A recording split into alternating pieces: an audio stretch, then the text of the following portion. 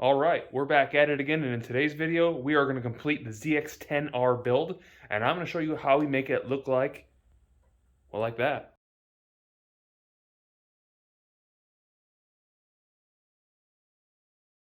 Alright guys, so now that I know it runs, I went ahead and put some gasoline in a spray bottle, and had it running for like 25 or 30 seconds just to get some warmth into it. I don't want to get too much heat into it, obviously, because it's got no radiator hooked up right now, so there's no way to cool it. But I just wanted to get the valves moving enough to maybe ungun them, just because if it's gummed up, I want to know now, since I still have access to the spark plug. So we're going to go ahead and put our trusty old compression tester in here. I'm going to go ahead and turn this thing over. We're going to see exactly what this thing does right now. If I'm lucky enough to have a third hand, which I don't, but let's see what we can do here by holding the throttle open, if possible. Alright, let me go ahead and crank her. After I turn it on.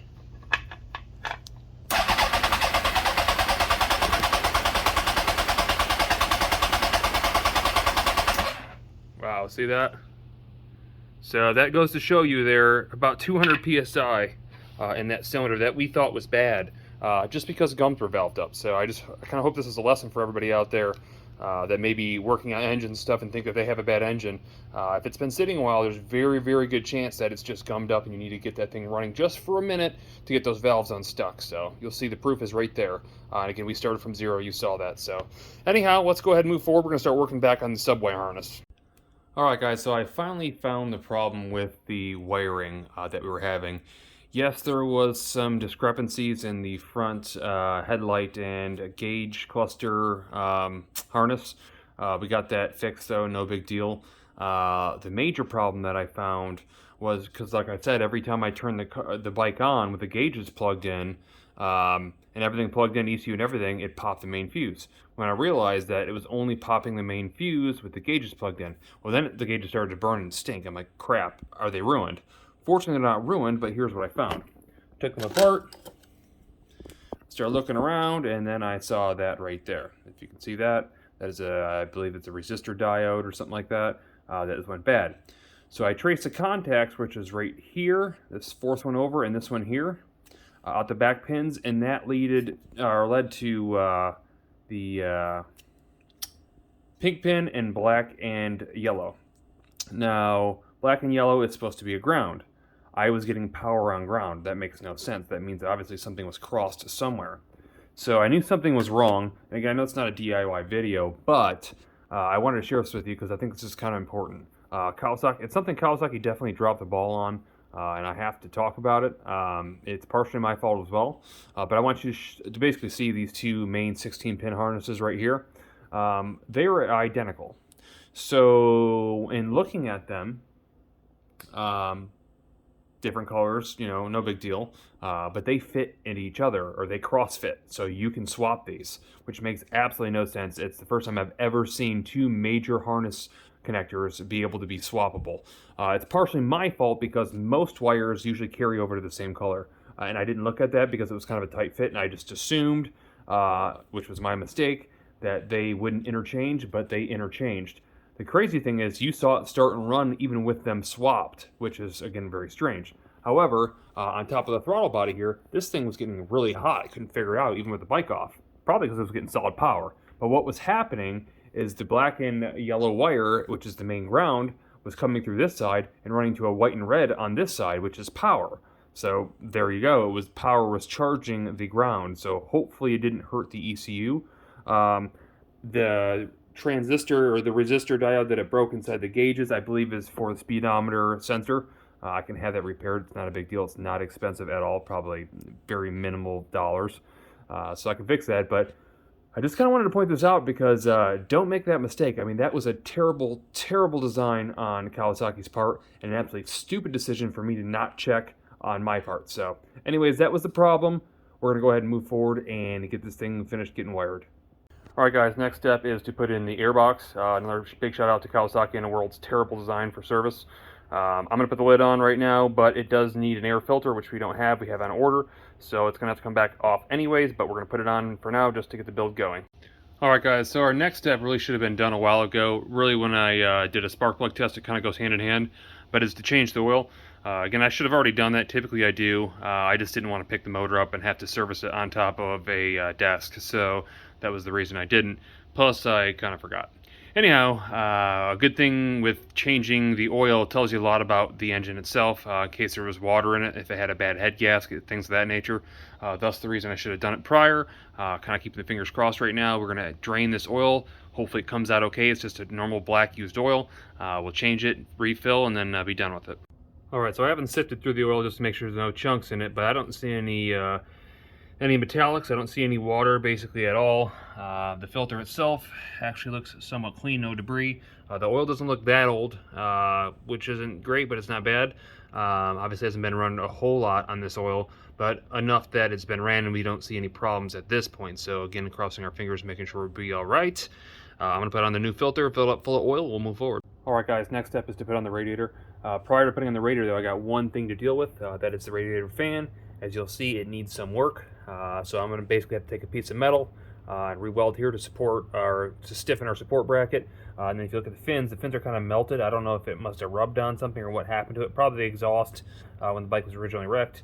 So I can probably take a Dremel or a razor blade to probably thin that out and trim that out. Hopefully it'll still work. If not, worst case scenario, I have to replace the fan. That's okay, but we're gonna try to fix it first. All right, quick update. You can see the blade's cleaned up fairly good. I got this thing re-welded with a new bracket. It's not perfect, obviously, you can see that, but it's not bad. So we're gonna go ahead and we're gonna get this thing mounted on the radiator, and we're gonna hang this radiator right now. All right, so radiator is in and now just about done. It was a little bit more work than I was expecting. Usually it's really easy. You just put this side on here, put the bolt on the other side, bolt your lower bracket on and your hoses, you're good to go. In this case, the top half went fine. The bottom half, I didn't have a bracket. I had to custom make one, which you would think would be really straightforward. It was not. Anyhow, that's on. As you'll see here, I don't know if this is the original radiator or not. You can kind of see the kink right here. From the drawings, it looks like this is straight, so either this is supposed to have a curved hose, or this is supposed to be straight, one or the other. In any case, it fits on. We're getting ready to put the, whatever it is, container there on, and run the rest of the hoses, and then we're going to move forward to getting the rest of the wiring done and making sure all our forward controls are ready. I'll probably have to breathe the brakes real quick, no big deal. I'm throwing the the clutch cable, but we'll move forward after that. Alright guys, so as you can see, I got a little bit more done than just wiring. In fact, what I had to do is I had to hang the headlight to figure out where the wires were going to lay and get to, as well as I've got some of the wiring zip tied together. Most bikes I got like some kind of clips or placement holders and stuff like that on the inside of the fairings. I didn't see them on the inside of these fairings that I have. It could be because they're aftermarket. I'm not sure. The service manual didn't really show that. It just kind of said the way they were routed overall or in general.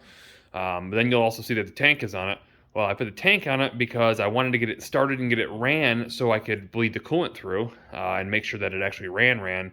So I could look at the gauges to make sure there wasn't any fault codes or FI codes. So I think we're good there as of right now. The fault code is on. I think it's because the temperature sensor is not hooked up, which is like right there on the back of the head. So I'm gonna hook that up. But I'm gonna start putting some of the fairings on just after I get the chain and sprockets together. That's kind of the first step. So let's go ahead and get that done. Okay guys, the chain is now on. As you can see, I got it color matched, so it looks pretty cool. Moving forward, we have a few different things to do. I do still have to install the rear brake line, but then I realized that it's cut in half, so I'm gonna have to order a new one of those, no big deal. I got a couple extra brackets here. These two here go on the sides of the engines. I don't really know what for, so I gotta figure that out. I don't know what that bracket is. Another problem I'm running into right now is the side lights, the turn signal lights. They don't necessarily bolt to the side fairings, so they must bolt to something else. I gotta figure out what that is. Maybe that has something to do with those brackets. I don't know. And then we have to do the exhaust. Now, that is the factory exhaust. Not going to be using that to my knowledge. I've ordered a couple different pipes. We have a couple different mid pipes that are inexpensive because, again, we're going to sell the Yosh pipe. So let's go ahead and move forward and start figuring out some of the small stuff here, bolting these things together so we can get this thing on a test ride. Alright guys, so it turns out that these brackets do go to fairing stays off the frame somehow or another. I actually got better visuals from the parts diagram than I did the actual service manual. Anyhow, I think that piece right there, that actually holds the electronics right there. Right there. So that could be good news. We have that stuff. I still need to get a new rear brake line, a couple other parts. I have to order some mirrors, so I'm going to do that. But while we're waiting on that stuff, we're going to put this tail section together. Let's go ahead and move forward and get that done. Alright guys, so I got the tail section all together, which I'm going to have to take back off when I put the seat on. I didn't realize that. That's okay, it's not a big deal, it's only a couple screws. Anyhow, here was the debate that I had. The debate is that. So it's got a black seat cover underneath, but with the black seat cover it was just too much black. And even though I thought this was kind of a ghetto seat cover, it does kind of break up the black. So I think I might go ahead and install it. It'll basically look like that. Again, I'm not a big fan of the ZX, I wish that wasn't on there. But it is a brand new seat cover. I was going to sell that and take it off the price, but again, the black, just to give you an example of kind of what the black looks like. It just looks like, I don't know, maybe I'm crazy, I don't know. It just looks like it's a lot of black in the one section, so I'll figure something out. Alright guys, so I just went ahead and did it and put the seat cover on. I think it looks pretty good. I wish that, again, the ZX wasn't there, but it is what it is. I think right now we're going to move forward and we're going to start installing the slip-on. Alright guys, so there is our pipe. I think it turned out pretty nice. It's not perfect, but overall it's pretty good. I had to repaint the rear passenger rear sets because they were already painted, so I had to repaint them again. But I guess black will look good nonetheless. Moving forward, I liked this specific type of exhaust. It's just a cheapo $40 exhaust off Amazon. It is a straight through pipe. It's kind of hard to see there, but it's a decent looking pipe. It reminds me of the 08 pipe, the stock pipe, so that's kind of why I went that route. The only thing it didn't fit well is it's going to be tough to see here. It actually rounds down just a hair, and so my mid pipe that came with this bike as a spare, I don't even know what it went to, but it came with this bike, would not fit inside there, and so what I ended up having to do was put a couple little tack welds. It's not the prettiest, but you can't really see it until you get up on it, so not a big deal. I was going to cut off the spring retention, or retainers, or whatever they're called. I haven't done that yet. I started doing, and I started thinking, it's just to make it look worse than it already is, so not too concerned with it. I think overall the visuals look pretty good. But right now, I think what I might do is I might stick on the very lowers, just to get those on there and get them out of the way while these are drying. And then we'll see what else we can get. Maybe even the head fairing or the front headlight fairing. I don't know. We'll just have to see. So let's go ahead and move forward. Alright guys, got the lower on, and now we're going to put the front fender on. Alright guys, front fender's on. Only one little bad spot there. I noticed it was cracked. I didn't realize it was going to fall out, but it is what it is. No big deal. Let's go ahead and get this upper on. Headlight fairing's on. Alright, and continuing on, bolting on smaller things, there is the passenger rear sets. Alright guys, so I stumbled upon our second problem with the bike, and that was actually a mass air pressure sensor, which is basically mounted to the side of the throttle body, with a line coming to the throttle bodies, a vacuum line. There's actually two of them on this bike. There's that, and there's an absolute pressure sensor, which is actually the same sensor back here. This one was kind of a pain to get to. I didn't go through that. I figured that's kind of a waste of video footage. Anyhow, I went ahead and swapped those because it's going to be a lot easier to replace this, which I ordered, rather than place the front one. It was giving me a F1 code, or I'm sorry, an FI code of 12, which is the mass absolute pressure sensor. I switched it to the manifold absolute pressure sensor. I switched to code 15, so I know that the problem is a bad sensor right here. Anyhow, ordered one. It was cheap. It was like 10 bucks. We're going to go ahead and move forward. And some mirrors. Alright guys, so next up we want to continue working on the mid fairings, and to get those on we have to first install our newly purchased turn signals. These are the front turn signals. The ones that I had were absolutely awful. They were bad. So I ordered new ones, and these are a little bit different setup than most. Most of the time you're going to get a signal that's going to mount to the back of your actual mid fairing. These are on the inner fairings that go basically like that. So we got these mounted. This piece will clip to this, then we will get it clipped onto the bike itself. So let's move forward and get that done. Alright guys, so for the next part, we're going to be changing out our parking bulbs, or you might also call them a running bulb, a running lamp, whatever you want to call it. We're actually going to be replacing it with some LEDs. Now, a lot of people talk about this online, but nobody really actually shows you how to do it. So just to show you how to do it, there's actually kind of a hidden panel on the bottom side of the headlight. So if I get underneath there, you can kind of see it right. I don't know if you can see that or not. This panel here, there's a screw right here you got to take out of Phillips. We'll pop that out, and I'll pull out the bulbs themselves. We'll switch them out and show you what it looks like. Alright, so there are the bulbs themselves. It's pretty straightforward. You'll see there's the cover there and one tiny little screw. Basically, after you get done, you'll see there's two little holders right back here. It's just a quarter turn counterclockwise. You pull those things right out, swap the bulbs, and put them back in. So let's go ahead and move forward. Alright, just for reference, I wanted to show you what the actual bulbs look like. They look fantastic. Now, again, the main reason for doing this isn't so much for looks. It was really for save battery life, basically. I'm going to switch out the low beam as well, but I wanted to save battery life when you first start the bike or you're waiting to start the bike. These things, when they crank, they need full juice or they won't start. So I want to make sure that I do everything I can to make sure that that does not happen. Alright guys, moving forward installing the mid fairings, we have to install the outer shell first, then we'll be installing the inner shell onto it afterwards. You want to make sure that your wire connector for your turn signal is readily available so you can get a hold of it. One thing I did want to share with you, I don't think I have yet, these fairings are actually custom made or custom painted. It's actually OEM fairings with the custom livery. I didn't do it. It does look fantastic. The only reason I bring that up is if you guys are looking to buy a specific fairing kit, it's probably not going to be available because it's a one-off. So just want to share that, but let's go ahead and get these fairings on. Alright guys, so there is our mid fairing installed. I just want to say, man, it is difficult. So for those of you ZX10 owners out there, I feel for you having to even change your oil or turn signal bulb or anything. It's definitely super tough. Anyhow, we got it on all about the very middle bolt right there, which we'll put in. I also was thinking about it too. So everything I realized on this bike as far as the fairings were OEM, except for that very lower belly pan. I only just noticed that because there was a small crack on the mounting area and it was white ABS inside, which typically means it's like a Chinese variant. Anyhow, also with the livery, I might be wrong there because this livery could be a copy of someone else's. So you might be able to find this livery if you actually try to find it. I don't know if it would be called ELF or what it would be considered, but nonetheless, looks good either way. Let's go ahead and move forward. Alright, so there is our right side mid fairing.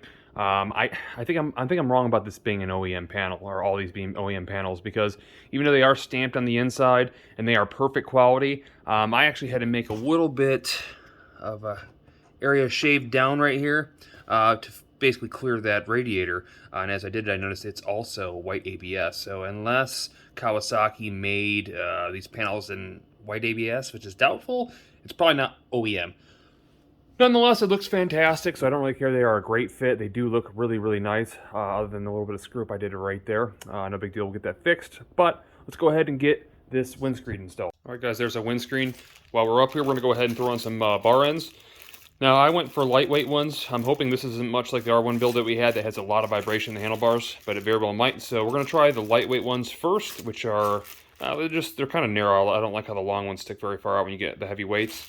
So we're going to try the skinny, narrow ones. Let's go ahead and put those on. I'll show you what they look like. Alright guys, so there are the bar ends. I think they look fantastic. They definitely give it kind of a race look, a race-inspired look, which goes with the rest of the build. I can't wait to show you guys this thing all in one shot. It absolutely looks fantastic. I can't take credit for the body design or any of that, but it is coming out really, really nice. We're going to go ahead and move forward. We're going to put on our heel guards. I went ahead and sprayed them black because we do plan on doing some custom CNC work to custom machine our own. But for now, we're going to put on the OEM ones we painted black. Okay, so those look fantastic. Moving forward, I went ahead and purchased a new battery for the bike. Again, it has to be reliable and be able to start. And because they require so much cranking power, I needed a new battery. Again, I don't want to try to bump start this thing at 1,000 cc's. It's not going to be fun. So again, I bought a new battery. We're going to install that. We're also going to install this right here, which is a tender connector, just to make sure that the charger stays up like it should. But what I'm going to have to do right now is I have to pull off the rear column and the seat again, get the new battery in, the connector here, and we'll move forward from there. Okay, so you'll see the rear cowling is all taken apart. You'll also notice, obviously, that the gas tank is flipped backwards. The actual reason we are doing that is because we're going to be installing our new air filter. We were waiting on that. It just came in, so we're going to go ahead and get that in with the new velocity stacks. We also have our new mass air pressure sensor, or new to us in any case, and that will be installed right there. By doing this now, we will not have to take apart any of this again, so at least hopefully. So I'll get that put in, all put back together, we'll move forward from there. Filters in, velocity stacks are in, and we're going to put this lid on. Alright, so air filters in with velocity stacks, brand new battery with tender cables, our map sensor back here. It's all installed and done now. I do want to say that I got the battery from Batteries Plus. Now, they are not a sponsor of this channel. However, I wanted to kind of give them a shout out because this battery was $89, was almost $40 cheaper compared to other local parts stores. So just an incredible deal. And again, they're not a sponsor, but it was definitely worth looking and stopping by there. Plus, you got 10% off that, so very good deal. Moving forward, I had a few other things I had to install. In getting this basket case, there was a few things missing. Fortunately, nothing major, but we were missing some brackets. So the brackets, like you see right here, that held on the lower side, those were missing. So I went ahead and made those with our CNC machine. I also was missing the lower bracket that goes from here to there. So I made one, as you see right here, very easy. And then we had two small front ones in the inner fenders that, the inner sides that kept the inner side mid fairings to the outer. So I made those. They were just simply a U shape, really easy. So we got that taken care of. Let's go ahead and move forward. Alright guys, our next step is to put in our LED headlights. They just came in. We are really rounding it down, and there's only a couple more steps till this build is finished. Let's go ahead and get these out so we can get our bulbs installed. All you're going to do is turn counterclockwise and pop the covers out, like you'll see so. Then pretty simple, set that aside. You're going to unplug our H7 bulb, unclip it. I know it's hard to see, well you can't see. There's our H7. We are going to compare that here with our LED bulbs, as you see right here. So very, very similar in size, actually about the same length in total. They're probably not as bright as these halogens, almost guaranteed at 20 bucks. However, I don't ride at night, so I'm not really concerned about that. I'm more concerned with battery consumption. Plus, you could run with the high beam on too as low beams and it'd be plenty bright. So let's go ahead and put that back in. We'll see what they look like. All right, guys, so there you have it. They look fantastic. They're a great color. They're definitely very white. They are actually pretty bright. I don't know how bright they are at night without testing them. But for my purposes, I don't ride at night, and it'll definitely be able to be seen by other cars and bikes, so they definitely do the trick for 20 bucks. Let's go ahead and move forward to one of our last pieces. Alright guys, so the only real bad news that I have for you so far is this right here. Gosh, so the tire doesn't hold air, which sucks. That means that's $100 and some odd for a new tire. The other downside of that is the rim has a slight wobble, not a whole lot. It's only about an 1/8 inch back and forth. It's not really bad, and I even test rode it just real quick to make sure it was okay, and it was okay.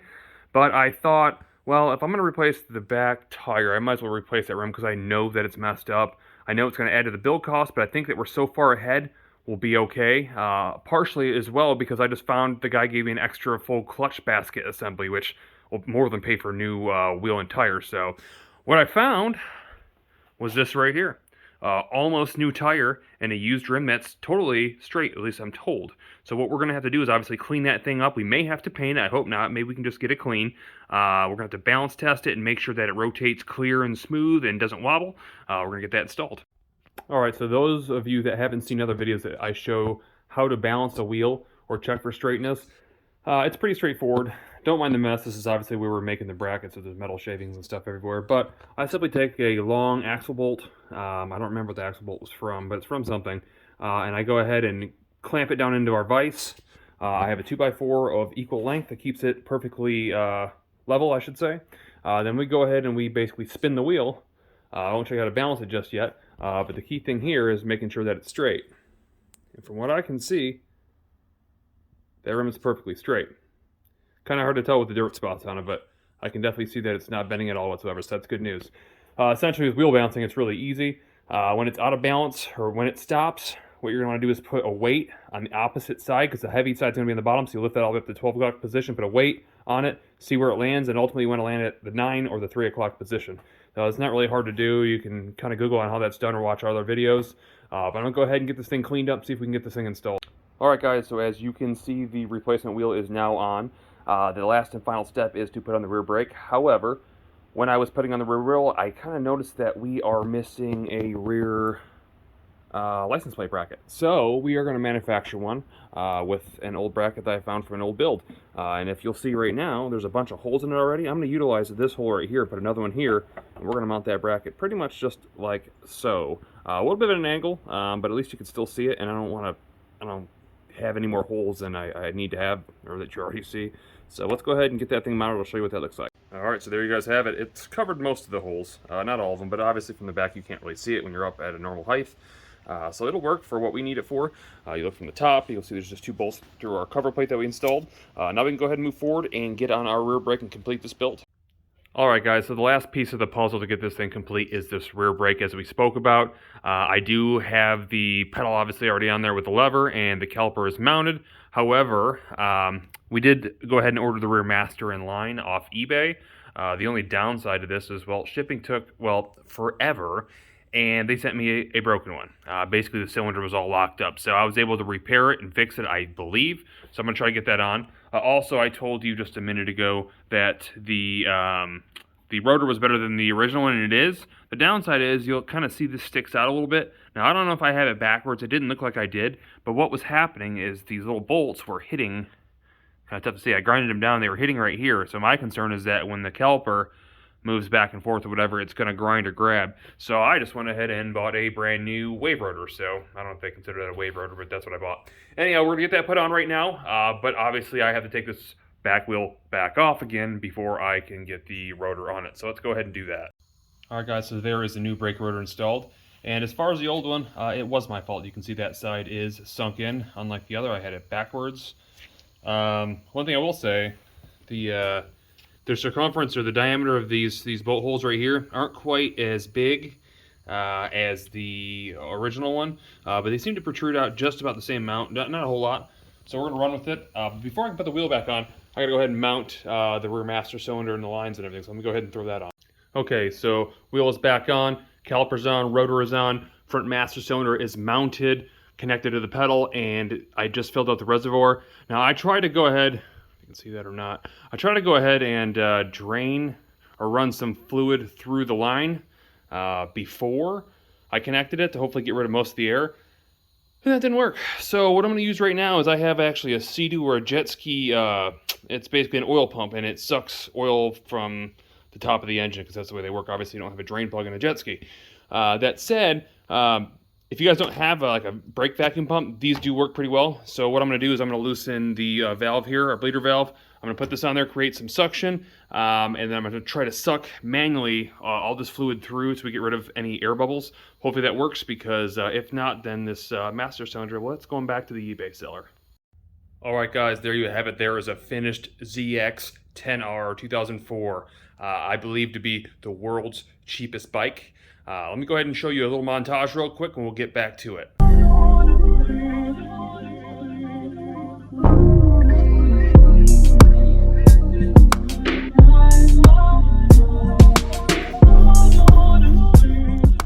Alright, so it's the time you guys pretty much have been waiting for. You guys want to hear this thing run.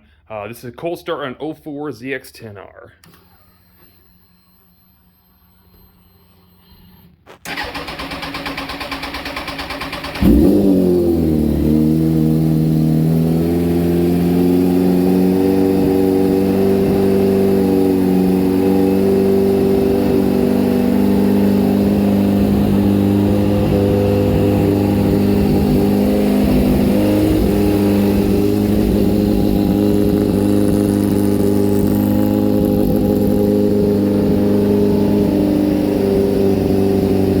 Alright guys, just took it for a spin. Man, this thing is absolutely incredible. An amazing riding bike. A ton of power. I don't know if I'm a big fan of having it lowered, but it does still pull up and not even full throttle. So it's definitely got a ton of power. It's a heck of a lot of bike, but more so, it's a heck of a lot of bike for what I have into it. And that's what I'm coming to next. Now, you guys didn't just tune into this channel and this build series to see me build this bike, but you guys wanted to see how cheap I could do it, and that's what I told you I was going to bring. So brace yourselves. I'm about to go through the numbers with you right now. So to start, the build cost was $1,500 purchase price, $37 on an oil change, $15 for coolant, $20 air filter, $45 gear indicator device, $9 for gauge repair, which I didn't even have to do, but I bought it, so that's what it is. $10 for heel guards, $168 for the rear wheel. What do we got here? $35 for the windscreen nuts and little extra nuts to go for the fairing kits and whatnot. $20 for the LED turning signals, or I'm sorry, just the regular plain turning signals. $15 for a new used to me map sensor. $10 for bar ends. We've got $10 for battery tender wires. $90 on a battery, $20 for LED headlights, $117, what is it? $49 for our rear brake rotor. That makes our total cost invested $2,054. Now, we have a ton of parts that we have to sell. I told you extra spares. We're going to use those to our advantage to see how cheap we can build this bike. So I'm just going to run through that. What I did was I got the numbers from eBay, not what they're listed for, but what they're actually selling for, and then basically price them slightly lower so I know they'll sell and I won't have to sit on them all winter. So here we go. Main thing, gas tank, $350, no dents, no damage.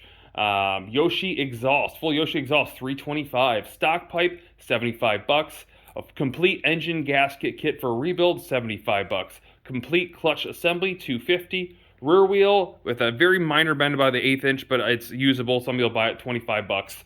What do we got? Subframe, additional subframe, $25. Brand new OEM throttle cable, $25. Brand new OEM clutch cable, $25. A used LED taillight, which is blue, $15.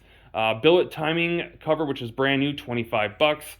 An extra wiring harness that had some splits in it, or some repairs, I should say, just $25. New OEM grips, $10. A used swing arm for $75, bringing our total in basically money back to us, $1,378. Now, guys, that leaves us with a final build cost of $679. Now, I don't care what anybody says. I'm confident for a bike this condition, that looks the way it does, that rides the way it does. I have the world's cheapest ZX10R in this condition. I am 100% certain of it. If you got it any cheaper than that, you stole it, and that's not cool. Anyhow, I hope you guys enjoyed this build series. It was a quick one, an easy one. If you guys liked what we did, definitely comment below. Tell me you want to see it again. If you liked the video, throw a thumbs up. If you're not already, and you know the deal, might as well subscribe. And there's a little button down there if you want these videos right when they come out. Click that bell notification to get them instantly. Appreciate you watching. I'll see you on the next one.